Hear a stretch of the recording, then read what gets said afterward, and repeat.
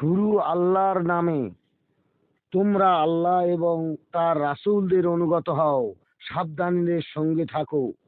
যদি তোমরা মুখ ফিরিয়ে নাও তবে জেনে রাখবে যে আমার রাসূলের কাজ হবে আমার নির্দেশাবলী সুস্পষ্ট রূপে পৌঁছে দেওয়া। আল কোরআন সূরা ৫ আয়াত ৯২।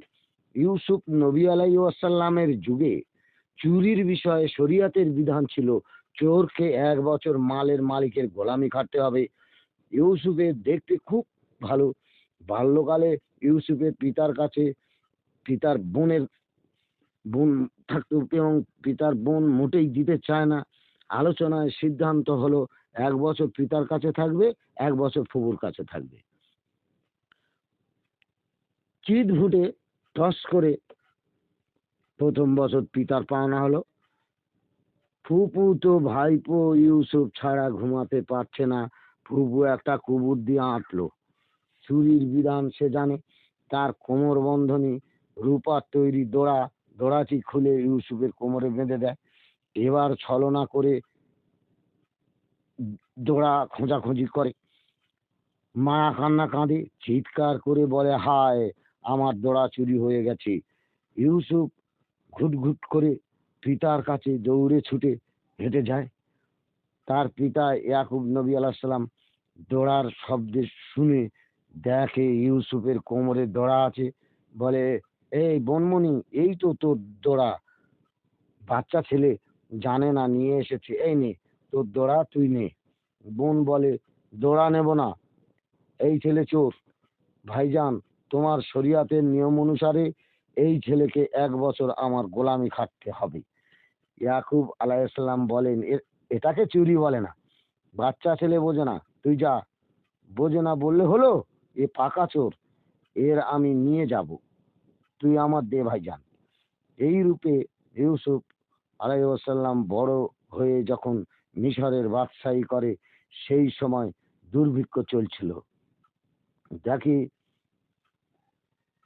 মাল নিতে এসেছে তার মায়ের পেটের ভাই বিনিয়ামিন, সাথে আছে তার শতাতো ভাইরা। ইউসুফ একটা বুদ্ধি আঁটলো।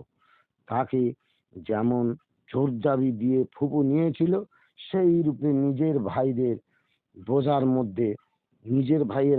মধ্যে রাজকীয় সোনার পেয়ালা ঢুকিয়ে দেয়।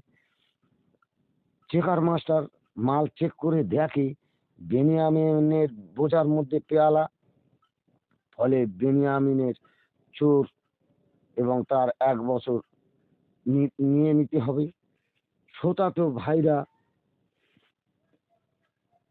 কিছু দূরে গিয়ে ফিরে এসে দেখে বেনিয়ামিনকে সিংহাসনে বসিয়েছে। তারা বলে, ওকে ফেরত দাও, ওকে না নিয়ে গেলে আমরা বাড়ি উঠতে পারবো না। তার তার ভাইরা বলে, ওকে ক্ষমা করে দাও, ওর একটা ভাইকে আমরা হারিয়েছি, তাকে শেয়ালে খেয়েছে, এবার যদি একে হারাই আমাদের আব্বা উপায় রাখবে না। আব্বা আমাদের ভাই ইউসুফের জন্য কেঁদে কেঁদে কানা হয়ে গেছে। বেনিয়ামিনের কথা শুনলে আমাদের আব্বা মরে যাবে। বাদশা নামদার কেঁদে বলল, আমি সেই ইউসুফ, তোমরা আমাকে কূপের মধ্যে ফেলে দিয়েছিলে। কূপ থেকে বেদুইনরা তুললে তোমরা আমাকে বেচে দিয়েছিলে। বেদুইনরা আজিজ মেজরকে বেচে দিয়েছিল। তার স্ত্রী জোলাইখা আমাকে না পেয়ে ৭ বছর জেল খাটিয়েছিল। এখন সে আমার স্ত্রী। ভাই ইউসুফ, আমাদের ক্ষমা করো। চোর তো তোরা তোরা সাজার জন্য তৈরি হ, আর আমি আমার ভাইকে এই সিংহাসনে বসাবো। আমার ভাই চোর নয়, আমি তাকে কাছে পাওয়ার জন্য ফুপুর মতো কৌশল অবলম্বন করেছিলাম। আজ তোমরা শাস্তি নেওয়ার জন্য প্রস্তুত হও। তারা কান্নার হাট বসালো। তাদের কান্না দেখে ইউসুফ আলাইহিস সালাম কেঁদে বললেন, আমার এই জামা আব্বার চোখে বুলিয়ে দিলে আব্বার চোখ সেরে যাবে, আব্বা আমার কাছে চলে আসবে।